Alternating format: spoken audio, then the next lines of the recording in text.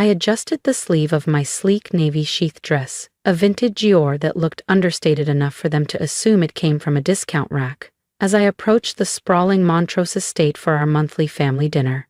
The 1920s Tudor-style mansion gleamed under the soft glow of the Houston skyline, its ivy-wrapped walls hiding a truth none of them could imagine. "Oh, look who finally made it," my stepsister Harper's voice carried across the marble foyer, thick with disdain.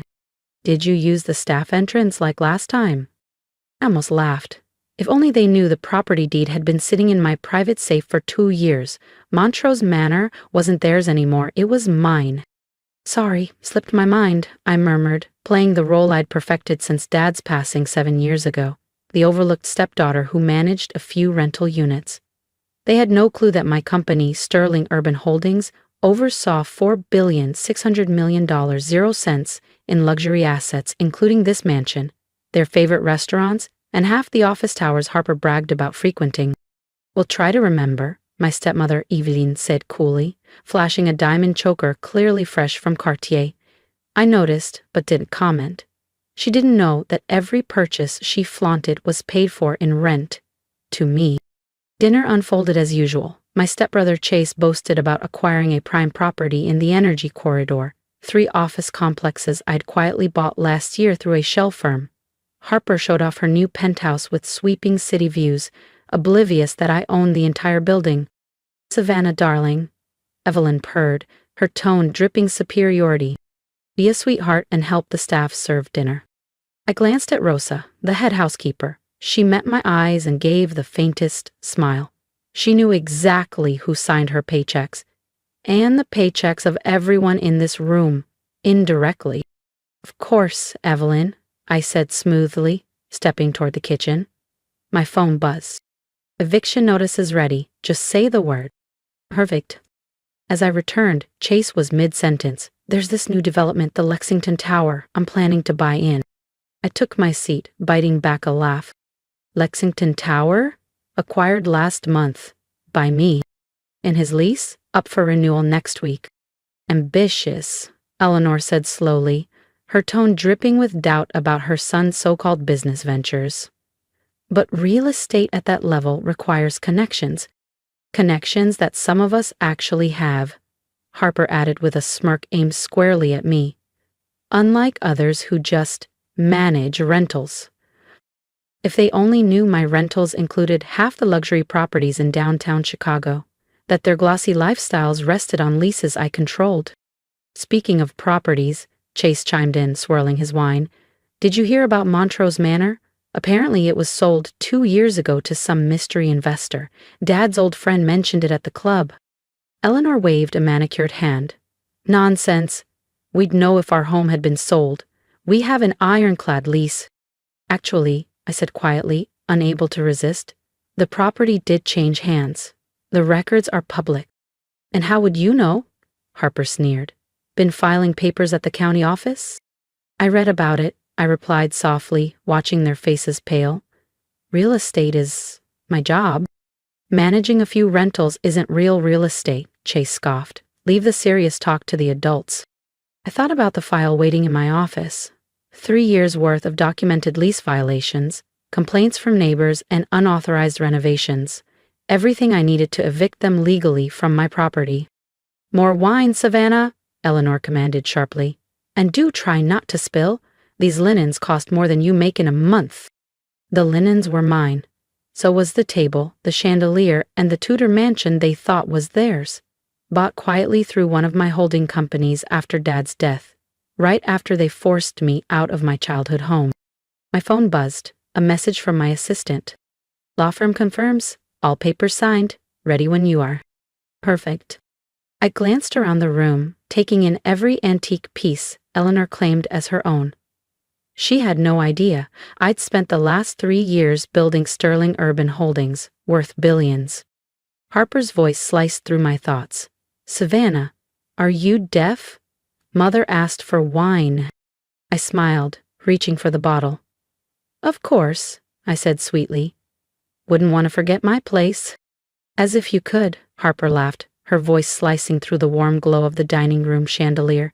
You're basically our maid anyway, might as well make it official. The words hung in the air as I poured the Merlot, steady and deliberate. Every drop carried me closer to the moment I'd been planning for 3 years. Soon, they'd know who truly owned Montrose Manor.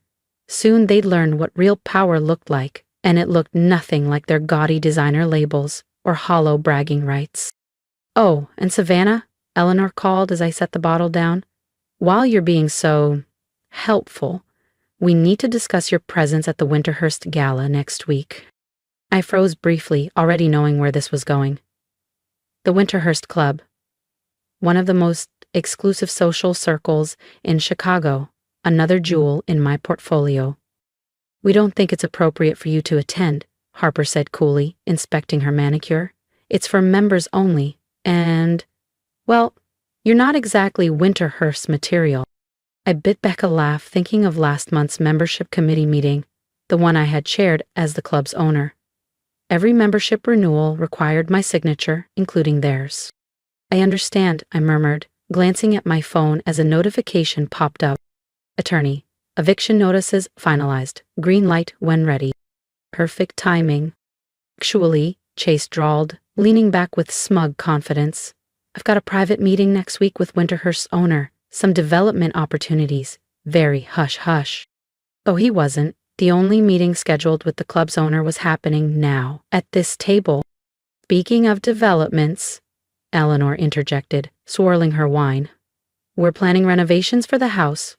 Just minor things. Knocking down a few walls, adding a conservatory."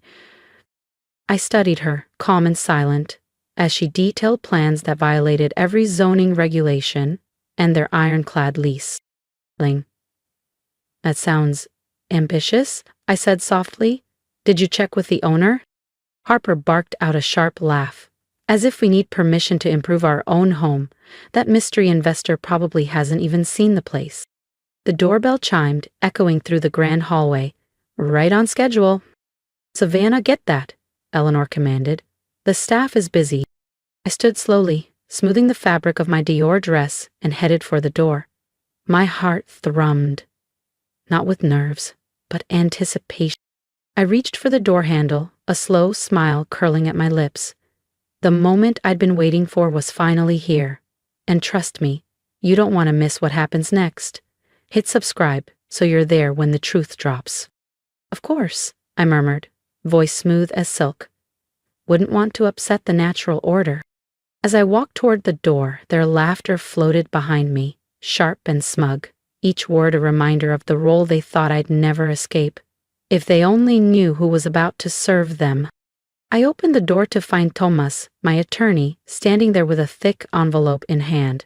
He met my gaze, a subtle grin tugging at his lips, and then raised his voice just enough for the dining room to hear. "Delivery for the residents of Montrose Manor." "What is it?" Eleanor called from the table, irritation lacing her words. I stepped back into the dining room, the envelope in plain view.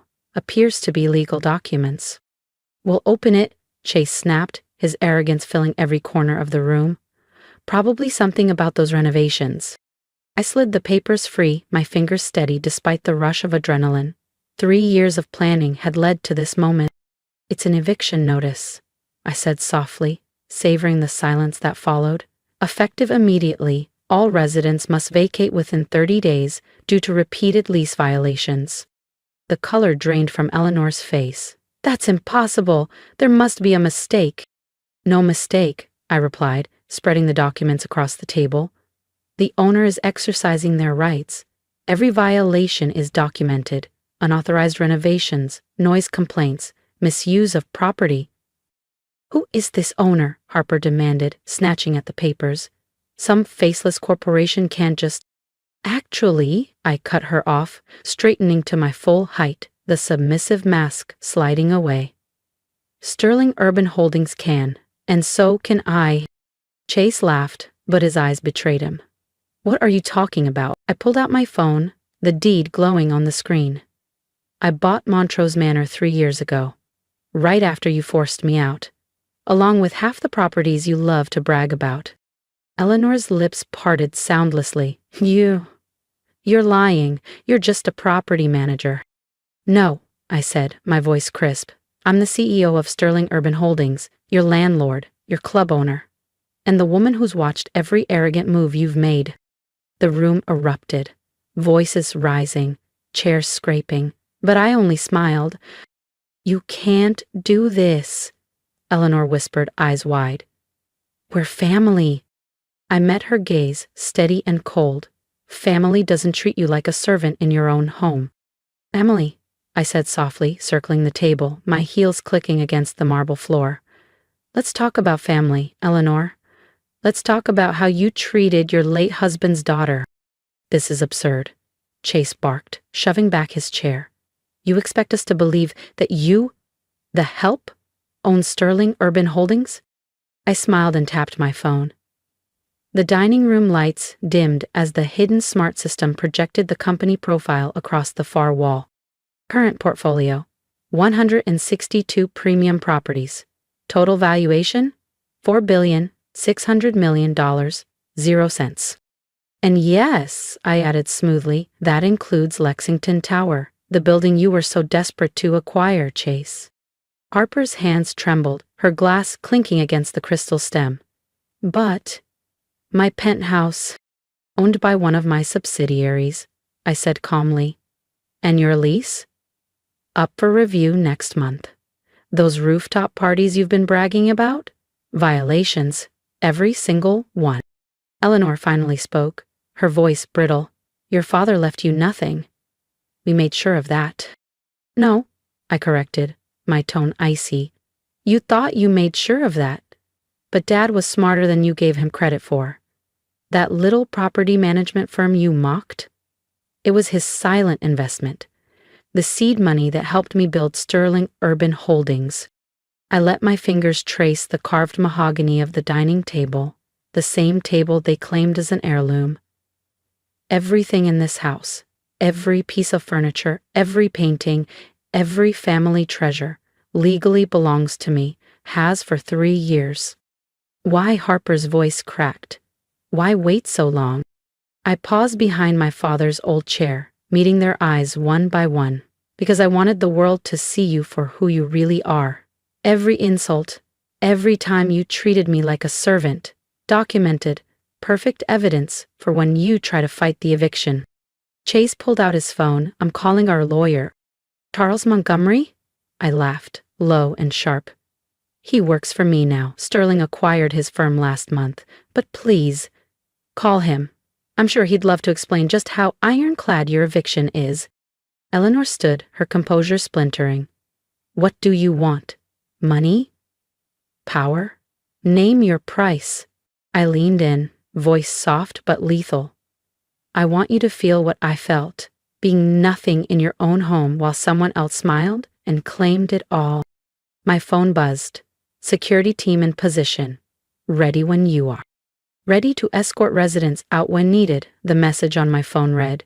I slipped it back into my pocket, my voice calm as ice. You have 30 days to vacate, I continued, each syllable deliberate. Though, given your documented lease violations, I could legally remove you tonight. Harper's shriek pierced the room. But where would we go? Perhaps the Winterhurst Club? I suggested lightly. Oh wait, your memberships were revoked this morning. Something about unpaid dues and inappropriate behavior toward staff. Chase slumped in his chair, color draining from his face. The Lexington Tower. My office. We'll need new tenants next week, I said smoothly. Sterling Holdings has standards for its commercial tenants. Eleanor made one final attempt, her voice trembling. Savannah, please, we can work something out. We're still family. Family? I echoed, the word tasting bitter on my tongue. Like when you made me use the service entrance? When you told the staff I was just another maid? When you erased every trace of my father from this house? I pressed a button on my phone. The lights dimmed, leaving a single spotlight glowing over my father's portrait. The one they'd hidden in the attic. I'd rehung it this morning, waiting for this moment. Dad knew who you were, I said, my voice firm. That's why he left me the seeds to build this empire. He knew I'd need to take back everything you stole, not just the house, but our family's legacy. The next hour blurred into tears, threats, and desperate bargains. They offered money they didn't have, connections they couldn't keep, anything to hold on to a crumbling illusion. Your personal belongings will be cataloged and stored, I informed them. Everything else, the furniture, artwork, jewelry you claimed as family heirlooms, stays with the house, its rightful owner. You'll regret this, Chase spat, voice shaky. No, I said, rising from my chair, smoothing the fabric of my Dior dress. I've enjoyed every second of this. Every time you dismissed me, every time you broke a rule thinking no one noticed, it all led here. I paused at the doorway. 30 days isn't long to dismantle a life built on lies. They stumbled toward the hall, stunned, and broke in. Oh, and Eleanor? I called after them, voice sweet as poison. Use the service entrance on your way out. Wouldn't want the neighbors to see you leave in disgrace. The gaudy renovations they had slapped onto Montrose Manor were the first to go. Glass walls, tacky chandeliers, cheap imitations of grandeur, gone. My father's curated art collection now hung proudly in its rightful places, his leather-bound books lining the shelves of the study he once cherished. My study now. I watched through security feeds as they packed their designer labels into battered cardboard boxes. Luxury looked different when it was stripped of context, especially when the house behind you was never yours. A year later, I sat in that same study, reviewing Sterling Urban Holdings' latest portfolio report, $4,600,000,000, 0 cents in assets. Each acquisition a lesson in patience and precision, every property a quiet strike in a war they never saw coming. Eleanor and her children had retreated to a cramped suburban apartment, the only place they could afford without their fabricated connections. Chase's real estate empire had shrunk to a desk in a second-rate agency. Harper's influencer feed had gone silent. Without my buildings as her stage, her followers evaporated like smoke. Maria entered with an envelope, another letter from Eleanor, pleading for reconciliation, for just one more chance. I slid it into a folder labeled Consequences, without breaking stride in my work. The house felt different now, lighter, cleansed of their poison. My father's portrait looked down from its rightful place, his eyes steady, as if saying, I knew you could do this. That evening, I walked the polished halls of Montrose Manor, my home now in every sense. I thought about power and its disguises. They wore theirs on their sleeves. Flashy cars, glittering clubs, performative wealth. But real power doesn't announce itself. Real power is quiet. It waits. It builds. I paused by the service entrance, the one they forced me to use for years, and let a slow smile spread across my face. Because sometimes the sweetest revenge isn't in evicting your enemies from their home. It's letting them discover it was never theirs to begin with. And the most satisfying victory? It isn't the reveal. It's remembering every insult that made this moment necessary. Montrose Manor stands as proof of one truth. Sometimes the help isn't just helping. Sometimes she owns every inch of the ground beneath your feet.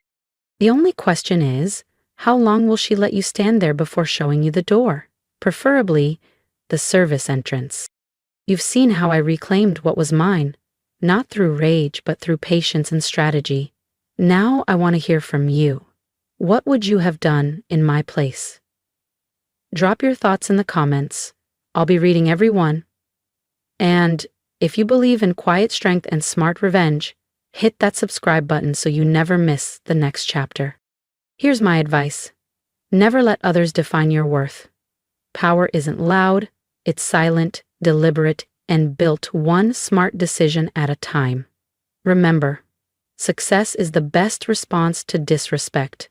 Build quietly, strike when ready.